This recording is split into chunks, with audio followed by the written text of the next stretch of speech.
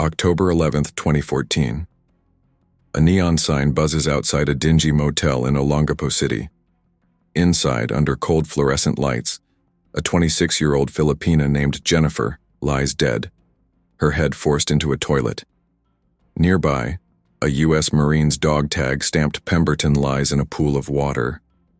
What happened in those 30 minutes changed two nations forever. October 11, 2014, Olongapo City, Philippines. In room 1 of the Cell Zone Lodge, a woman lies dead, her body twisted beside a toilet. Her name was Jennifer Laude, age 26. His name, Joseph Scott Pemberton, 19, a U.S. Marine on shore leave. 30 minutes earlier, they had entered room 1 together. Before we continue, let us know in the comments where you're watching from. We'd love to hear from you. And if you're new here, click on the subscribe button so you never miss any of our upcoming videos. October 11th, 2014. Jennifer met Joseph at a disco bar near the old Subic Naval Base. She laughed freely, her voice echoing across the humid night air.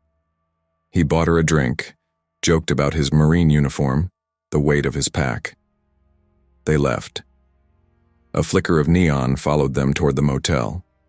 Inside room 1, the scent of cigarette smoke and cheap perfume mingled. Joseph's voice grew shaky. Jennifer paused, eyes gentle. When he realized Jennifer was transgender, something snapped. "I thought I was going to pass out," he later said. His arm wrapped tight around her neck. Her head slammed into the toilet. 30 agonizing seconds. And then he ran. Motel staff found Jennifer naked, her neck blackened with strangulation marks, head submerged. The panic in the nurse's voice still haunts Olongapo. 6 months later, in a Manila courtroom, Joseph faced murder charges. His defense? Panic. He claimed he felt violated, frightened. The prosecution presented DNA evidence, condom wrappers bearing his prints. Witnesses described a brutal neck hold. On December 1, 2015, the court found him guilty, not of murder, but of homicide. They cited passion and confusion, ruling he didn't premeditate. He was sentenced to 6 to 12 years, later reduced to 6 to 10 years, along with over $4 million in damages to Jennifer's family.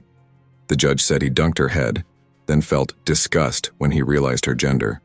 Her life, dismissed as a reaction to his shock. Could that have been me? Or someone I love? What would I feel discovering someone close is judged for something beyond their control? Fast forward to 2020. Joseph walked free, 4 years early. Then, on September 7th, President Duterte granted him an absolute pardon. No conditions, no parole. He left the Philippines, a free man. Jennifer's family watched her memory fade while Joseph returned home. A twist of fate, or injustice. How could a life so violently taken be dismissed as a moment of confusion? How would you feel if someone you trusted was killed, and the killer walked out early? Before we go further, please drop in the comments. How does this make you feel watching from where you are? And if this story hit you, share it. Let others feel with you.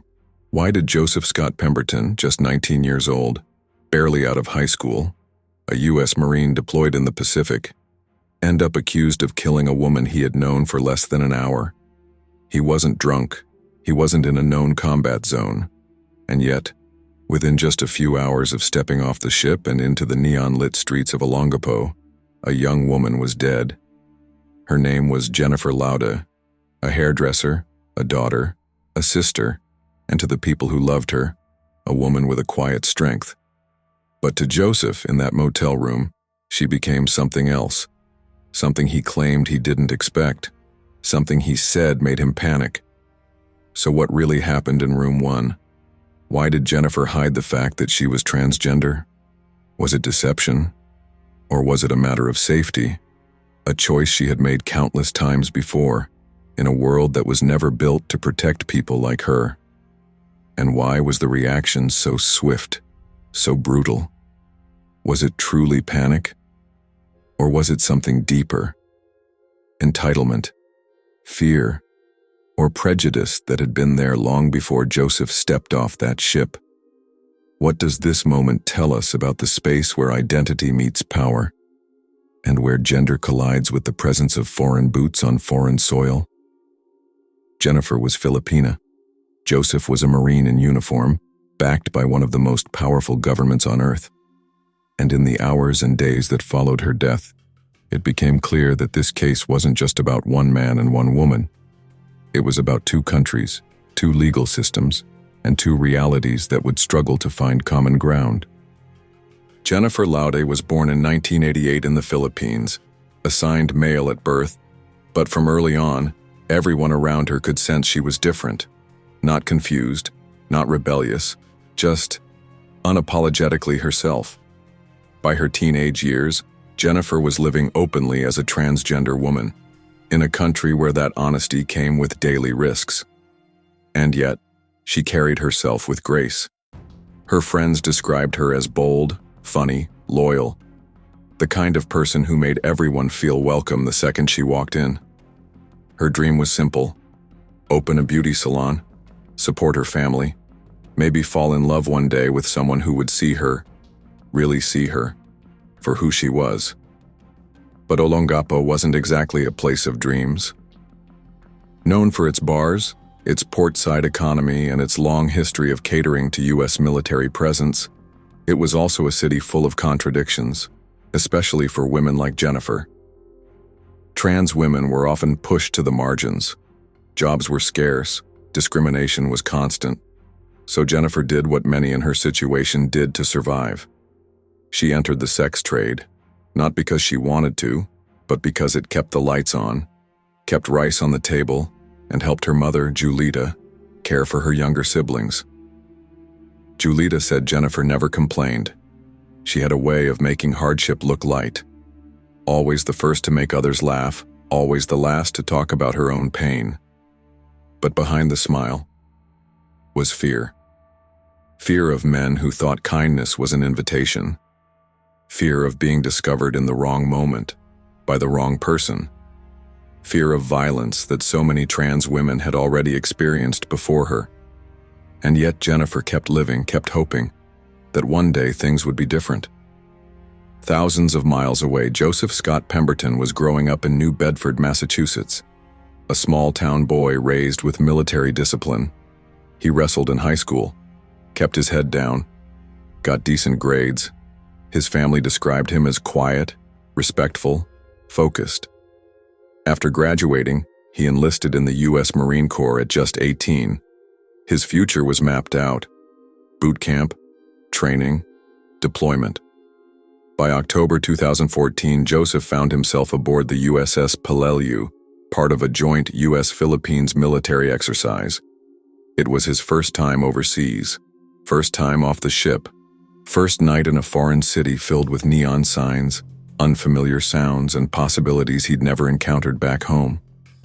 That night, Joseph and a few fellow Marines ended up on Magsaysay Drive, a stretch known for its clubs, bars, and red light activity. That's where he met Jennifer.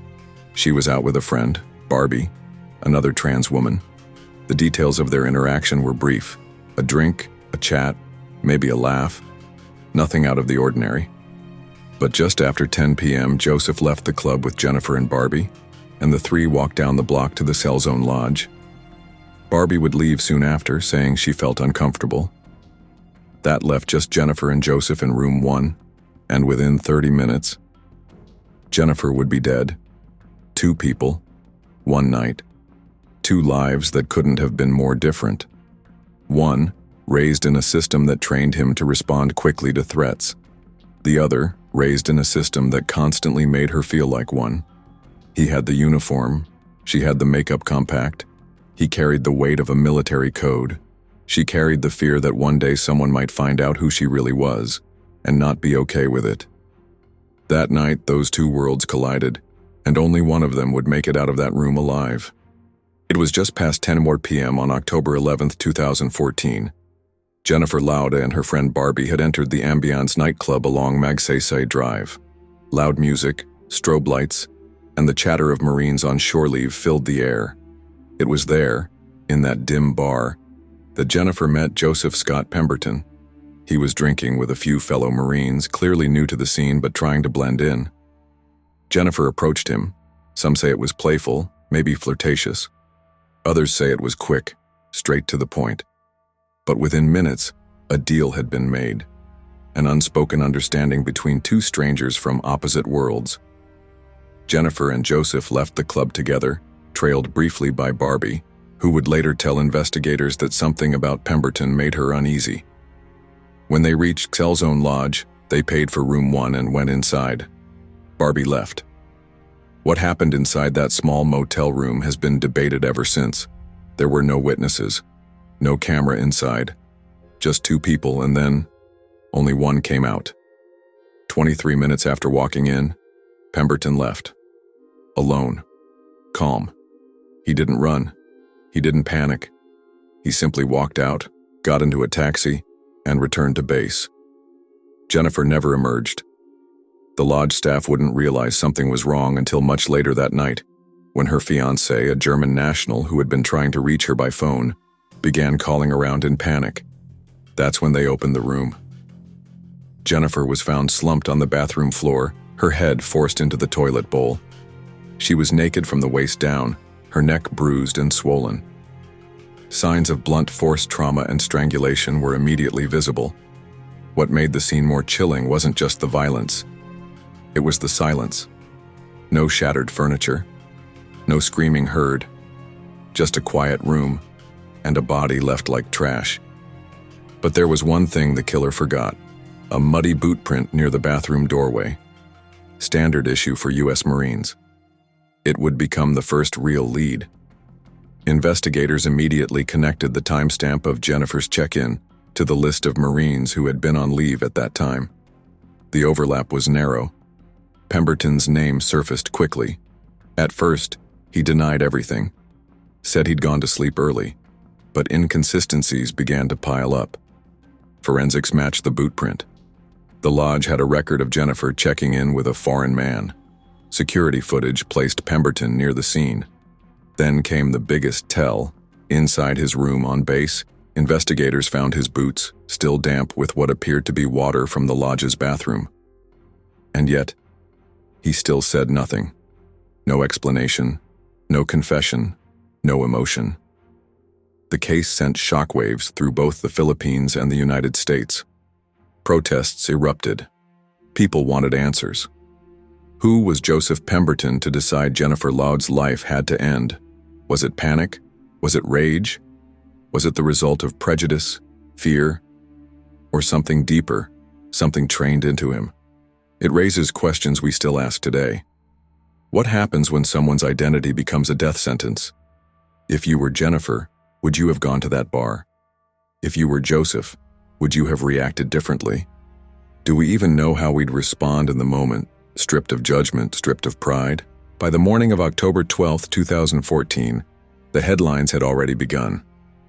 A local transgender woman found dead in a motel. A U.S. Marine suspected. Within hours, the streets of Olongapo filled with whispers, speculation, and soon, outrage. Jennifer's mother, Jennifer Laude, stood in front of cameras, tears sliding down her face, asking one question. Why? Why her daughter? Why this violence? Why this silence? What she didn't know then was that the man accused of murdering Jennifer wasn't being held by local police. He was inside a shipping container, a makeshift detention facility on a U.S. military base, under American guard. The reason? A controversial arrangement known as the Visiting Forces Agreement, or VFA. Signed years earlier, it gave U.S. military forces certain protections when deployed to the Philippines, including, in some cases, partial control over legal custody. So while Jennifer's family grieved, while the streets filled with signs reading "Justice for Jennifer," Joseph Scott Pemberton remained under U.S. watch, not Philippine law. For many, this wasn't just a case of murder. It was a test of national dignity, a clash of sovereignty, a question of whether a foreign soldier could kill a Filipina woman and still be shielded by the very nation that had sent him. Outside the courthouse, protesters shouted with anger and exhaustion, LGBTQ+ groups, human rights activists, and ordinary citizens who saw in Jennifer's story something too familiar, too painful. Meanwhile, investigators in Olongapo worked tirelessly to collect the facts. The lodge's front desk log showed Jennifer and a foreign male checking in at exactly 10:03 p.m. CCTV footage captured them walking in. Only Pemberton walked out. When the room was examined, police found fingerprints, Pemberton's, on the bathroom door and mirror. His military-issue boots matched the print left on the wet tile floor. Traces of Jennifer's DNA were found beneath his fingernails. And perhaps most telling, a fellow Marine testified that after returning to the USS Peleliu, Pemberton had seemed off, quiet, agitated. He'd gone straight to the sink and spent nearly 15 minutes washing his hands, over and over again. It wasn't hard to draw a line between Jennifer's final moments and Pemberton's unusual behavior. But still, no confession came, no explanation. He remained quiet, shielded by uniforms, policies, and borders. Back in Julita Laude's modest home, a framed photo of Jennifer sat beside candles. Neighbors gathered to console her. She couldn't understand how her child, who had never harmed anyone, who simply wanted to live as she felt inside, could end up discarded like garbage, left alone, in silence, with her dignity taken. And then there was the other question. If Pemberton had discovered Jennifer was transgender, was that enough in his mind to justify violence? Was it revulsion, betrayal, or something he'd been taught to fear and hate? As the pressure mounted, the case stretched beyond the courtroom. It was now between two countries, between two legal systems, between two ideas of justice. One, where life is sacred no matter who you are. The other, where some lives, and by policy, by privilege, seem to matter more. Viewers, what would you do if your loved one was taken and the person responsible was being protected by another nation? Would you trust the system to deliver justice? Would you protest? Would you stay silent? Or would you keep fighting, even if the odds were stacked against you? By the time the trial began in March of 2015, Jennifer's name was already known across the Philippines and far beyond. Her story had ignited conversations about gender, violence, and power. But inside the courtroom, those conversations were narrowed into legal arguments, timelines, and forensic reports. Joseph Scott Pemberton stood before the judge in a crisp uniform, silent, while his legal team began to lay out their defense. He admitted he killed Jennifer. That much he didn't deny. But what he claimed next would reopen wounds already far too raw. According to his lawyers, Pemberton panicked. He had been deceived, they said. He thought Jennifer was a cisgender woman, and when he realized she was transgender, only then, they argued, did he lose control. They painted the killing as a moment of psychological shock, not cold-blooded violence. Their argument? He never intended to kill. It was, in their words, a tragic misunderstanding. This legal strategy has a name: the trans-panic defense. It's been used in courtrooms across the world, despite years of activism to ban it. It argues that discovering someone is transgender, and reacting violently, is somehow a natural if unfortunate response. But what does that say about whose lives are considered legitimate, whose identities are considered deceptive, and whose deaths are quietly excused? Jennifer's mother, Julita, sat in the courtroom day after day, clutching her daughter's photo to her chest. She heard them call her child a trick, a trap, a threat. But Jennifer wasn't a lie. She was a sister, a daughter, a person, and nothing about her deserved punishment. Outside the courtroom, LGBTQ+ advocates filled the streets, holding candles and posters, demanding the court acknowledge what this was. Not a mistake, not a panic, but a killing. Inside, though, the judge saw things differently. On December 1, 2015, Joseph Scott Pemberton was found guilty, but not of murder. The judge ruled it was homicide, a crime of passion, not premeditated. The sentence? 6 to 12 years in prison, time that could be reduced for good behavior. And to many, it felt like Jennifer's life, her dignity, had been measured and weighed and found negotiable. Pemberton was also ordered to pay the Laude family just over 4.5 million pesos, about $95,000, in damages. But for Yulita, no amount of money could bring back the child who used to sing while curling her sister's hair, who once told her she'd buy her a house someday, who died alone in a bathroom face down in a toilet. The courtroom emptied. Reporters filed their stories. The lawyers packed their bags. But for Jennifer's family, nothing had ended. The trial may have closed, but the questions remained. Would the sentence have been the same if Jennifer were cisgender? Would Pemberton have received more time if he weren't a foreigner? If he weren't a Marine? If the visiting forces agreement didn't exist, would justice have looked different? And you, watching now, what do you think? Does panic excuse violence? Can a so-called misunderstanding erase a life? 6 years after the verdict, just when the Laude family had begun to settle into the silence of loss and disappointment, the story ignited again, but not because of new evidence or a retrial.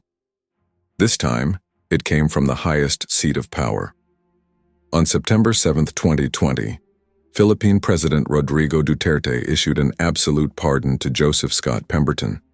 No warning, no public debate, no conversation with Jennifer's family. Just a brief press conference, and the words that stunned an entire country. He was treated unfairly, Duterte said. With that single sentence, the remainder of Pemberton's sentence, already light in the eyes of many, was erased. He was immediately released from his cell in Camp Aguinaldo, escorted by U.S. military personnel, and flown back to the United States. No goodbye, no remorse, no justice, at least not as Jennifer's loved ones understood it. The Laude family sat before cameras once again, this time struggling to find words. Yulita Laude, clutching the same framed photo of her daughter, asked the nation, "Is my child's life worth nothing?" Her grief, already heavy, had just been rewritten, as if everything they had endured was simply dismissed. Around the world, human rights advocates, LGBTQ+ organizations, and ordinary citizens reacted with shock and anger. The hashtag #Justice for Jennifer Laude trended once more. Protesters marched outside embassies waving signs that read, "Her life mattered. This is not closure, and pardoning murder is not justice." To many, this wasn't just the end of one case. It was a message that foreign soldiers could still walk free, that powerful countries could bend justice, that trans lives, especially in vulnerable places, could still be traded away in silence. But the real pain ran deeper. This pardon didn't just free a man. It resentenced Jennifer's family to the same haunting questions. Did the system ever believe her life mattered?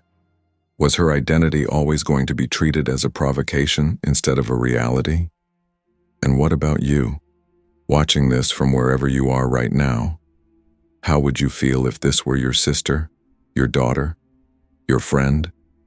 If someone took their life and then walked away without even saying sorry? Jennifer Laude wasn't asking for much. She wanted what most of us want, to be respected, to build a life, to love freely without fear.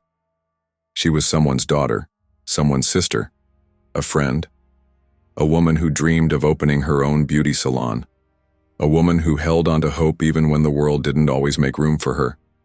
She lived in truth, and yet it was that very truth that cost her everything. In her final moments, there was no courtroom, no headline, just silence, a motel bathroom, a stranger who turned violent, and a secret that, in his mind, justified her death. And Joseph Scott Pemberton? He returned home. No prison jumpsuit, no handcuffs, just silence. The kind of silence that leaves families broken and justice hanging in the air, unanswered. So we ask you, wherever you're watching from right now, was this justice? Did Jennifer's life, her voice, her story, get the dignity it deserved? Or was she failed by the very institutions that were supposed to protect her? How would you feel if this were your child, your sibling? What would justice mean to you then? Please let us know your thoughts in the comments. We truly want to hear from you. And before you go, take a second to click the subscribe button so you never miss any of our upcoming videos. Because stories like Jennifer's deserve to be told, fully, truthfully, and without forgetting a single name. And if this case left you shaken, wait until next week. A traveling nurse, 6 states, and 1 strand of DNA that unraveled a deadly cross-country con. We'll see you then.